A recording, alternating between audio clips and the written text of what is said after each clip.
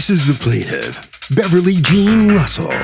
She says she hired the defendant to be her weekly gardener, and shame on this man for taking advantage of a single woman. He didn't do what he was paid for.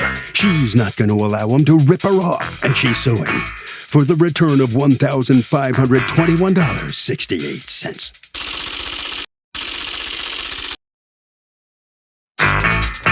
This is the defendant, Raul Prado. He says there are some people in this world who can never be satisfied, and the plaintiff is definitely one of them. Bottom line, he performed the required services for the plaintiff. She was happy and paid him, and he's not returning a thing. He's accused of being a pain in the grass.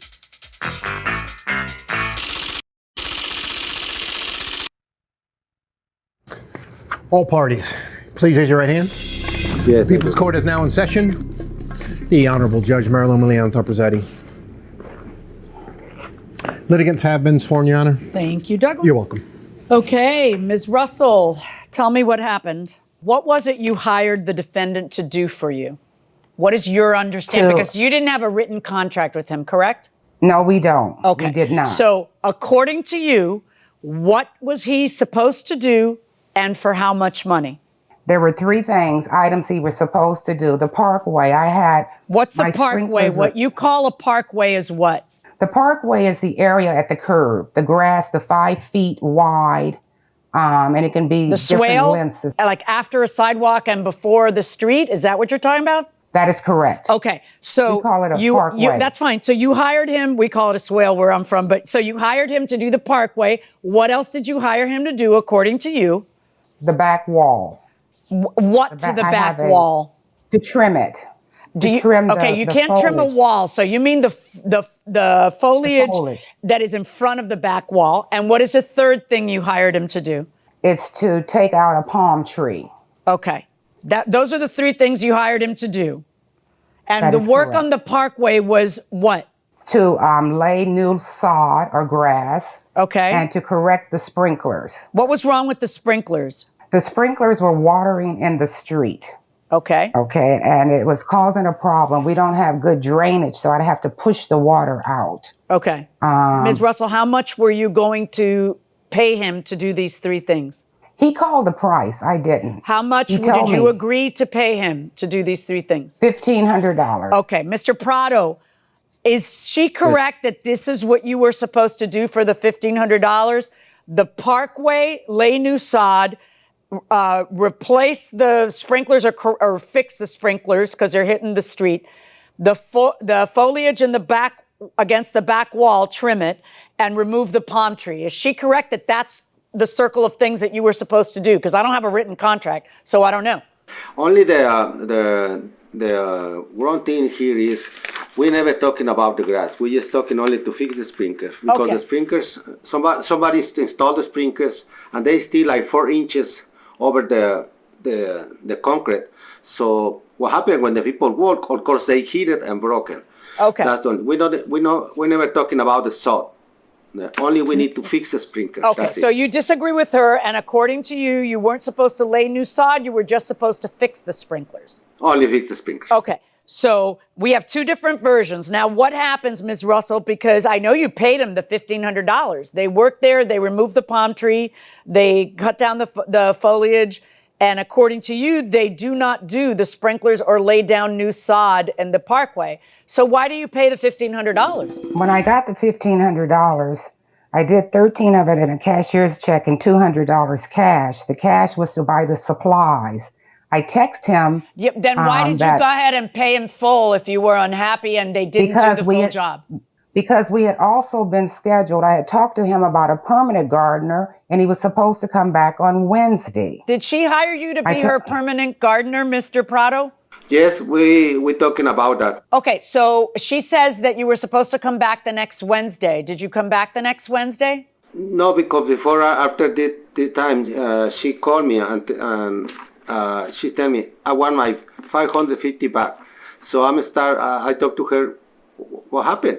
say, no, you need to install a new grass and everything. Say, no, we're never talking about the grass.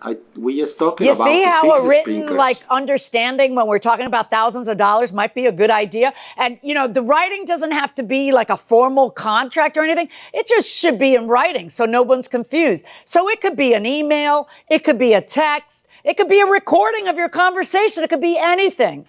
So both sides are very clear on what the contract is. I'm giving up $1,500 and you're going to give me X for that. Boom, boom, boom, boom, boom. And I'm saying that to both sides. If you're going to part with $1,500, get it in writing. And I'm saying that to you too as a businessman. But then we don't go through the trouble of getting it in writing. Oh, but we go through some trouble after that, Ms. Russell. When he won't refund $550, what is it you do? I'd like to make a comment about the writing. You're absolutely correct. Generally, dealing with the gardeners, things are done kind of an oral understanding. Totally, but generally, it's not $1,500. That's a big deal. That's a big deal. A $1,500 deal is different. According to your complaint, the first thing you do is drive out to his house to confirm that is his house. How did you confirm it? The truck. So you literally drove 24 miles round trip to be able to see the truck out there that you recognized. Okay. That is correct. Then, according to you, you were a retired IRS agent? Yes. Okay. So let's talk about what you did in order to recover the money that you feel you were due. You drove 98 miles total because you drove to his house several times. You drove to court and you got it wrong 2 times. One time you didn't. I forgot the check. Okay. And then the second time, what happened? You put the wrong zip code. Right. You're actually suing him for your mileage for getting those things wrong. That sounds crazy. I shouldn't have been there anyway. Well, okay, but every time you do something wrong, someone else doesn't have to pay. But you haven't come to court to sue for $550 that you feel you're owed.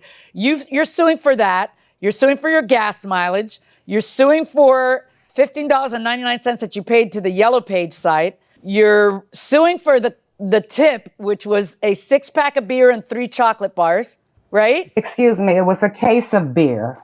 How did you buy a case of beer for $17.79? They were on sale. It was a Memorial Day weekend. Oh. And they were drinking on the site. They had brought beer with them. So I said, well, that'd be a good tip. When were they drinking on the site? It was, they came about 9 in the morning. So they were having breakfast beer. I don't know when they drink them. I just know when I saw them. You saw them at 9. I told them I saw them a little bit later. That would get me worried that they're working on, with chainsaws and stuff. But in any event, but you're also suing for the cost to install new sprinklers and new grass, a quote that you got from someone else. So, you're double dipping there by suing twice. All right, Mr. Prado, what happens? Tell me how things go south with Ms. Russell after she demands the money. What did she say to you or do to you, according to you? She always complain about the grass installation. That's the point we never talking about. We just only talking about to fix the sprinkler. Okay. So when I finish, I snap the door, and she come over and say, well, we finished. You want to see it? She paid you in full? Yes. When did she pay you in full? After the job was done or before? After the job is done. Because okay, we and then the around. First time, according to you, the first time you hear the complaint is when? I think 1 week after. Okay, or 2 so weeks now after. here's my question to you. According to you, she threatened you. What did she threaten you with? Yes, she come into my house and bringing this letter. You have a copy?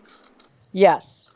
Yes, she bring 1 letter for me and 1 for my wife. I don't know, you can read the I demand my money back now or finish the work. If not, I will sue you $750. This is $550 plus my gas and court fees, my tip, a case of beer, and to pay another gardener for work you didn't pay. I want my money now today. You will not cheat me out of my money. I was very nice to you, a case of beer and chocolate. On June 1st, I will start working on your personal and business affairs. First, I will report you and your wife to the IRS. Unreported income, investigate the house. What are you talking about, unreported income?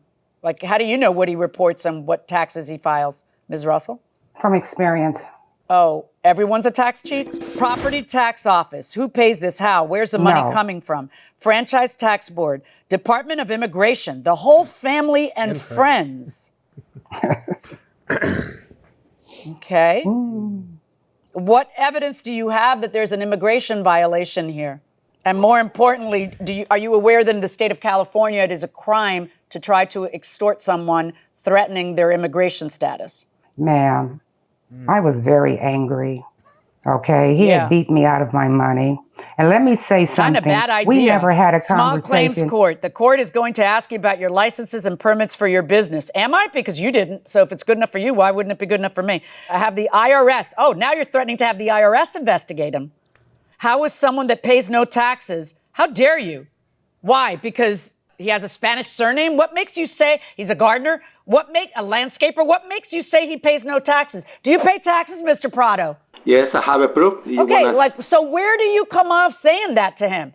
What kind of it had incredibly nothing to do biased? with his surname. Oh sir. no! Oh no! I don't know.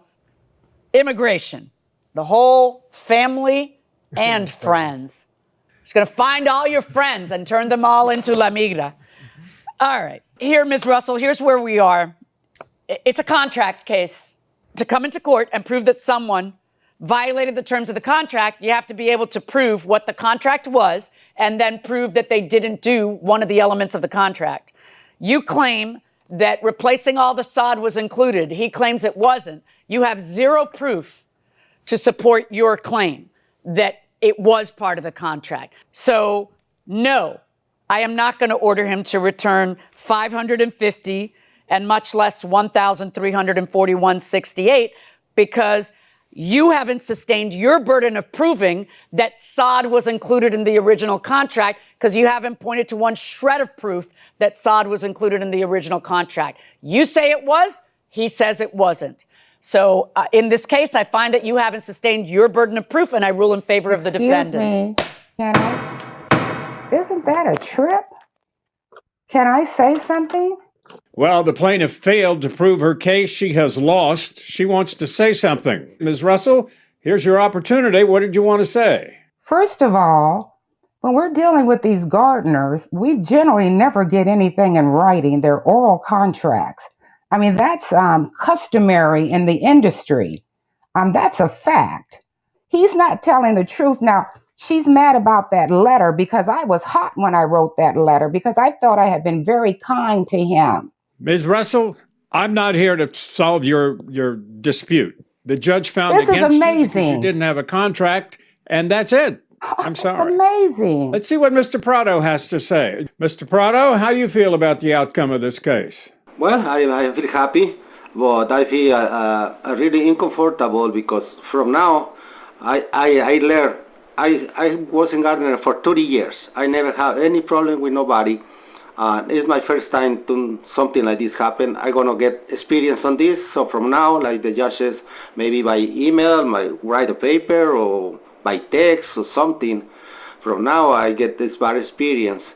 I'm feel really bad about the. Well, look, this misunderstood. You've prevailed in the case, and you've learned a lesson if you put it down in writing. Next time, get it in writing, and then you won't have this problem. Okay, very good. All right. Well, that'll wrap it up for this case. Harvey, very interesting indeed. Well, Doug, this is another example where when you hire somebody to perform a service, you should at least map out the scope of the job. Was there supposed to be sod replacement? You put it in writing, and it doesn't have to be a formal contract. Do it in a text or an email, but establish before the job is done exactly what is supposed to be done.